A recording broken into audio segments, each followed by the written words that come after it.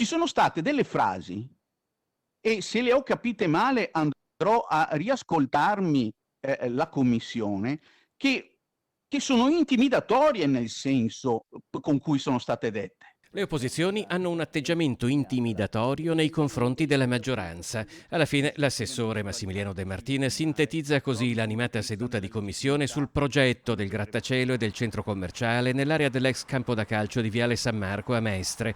Poco prima il consigliere Martini di Tutta la città insieme aveva chiesto la possibilità di effettuare un sopralluogo. La domanda a lei, Presidente, è faremo una commissione in loco? Quello che si può evincere nel luogo lo si può vedere tranquillamente con la documentazione che è stata fornita, che è in cartellina. Ci priva di un diritto che abbiamo, cioè non è che Il suo diritto è un diritto che noi abbiamo.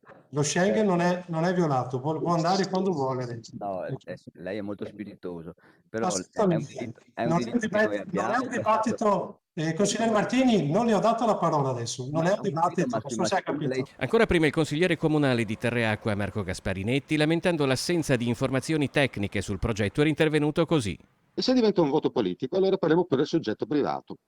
A Venezia si dice: dove c'è Gru c'è la Setten. Io credo, egregio Presidente, che nel momento in cui la Setten è un top sponsor della Reyer, un supplemento di vigilanza sia necessario per evitare di dare l'impressione che a Venezia lavorano solo i top sponsor. Consigliere, per cortesia, le ricordo, mi scuso ma ho dovuto chiudere, che chi ha notizia di qualsiasi fatto lo faccia presente nelle sedi competenti.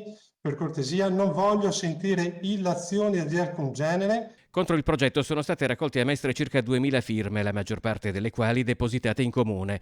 Per la maggioranza si tratta invece di un progetto di rilancio del quartiere. Ipocrisia anche dell'opposizione, che dice: non lo voteremo mai questa cosa, perché è irricevibile, perché fa vomitare, perché è fuori scala, perché violenta il territorio, però diventano consulenti dell'imprenditore dicendo: ma stai attento imprenditore, sei sicuro di continuare a fare questo investimento quando davanti al cancello del cantiere ci potrebbero essere delle persone?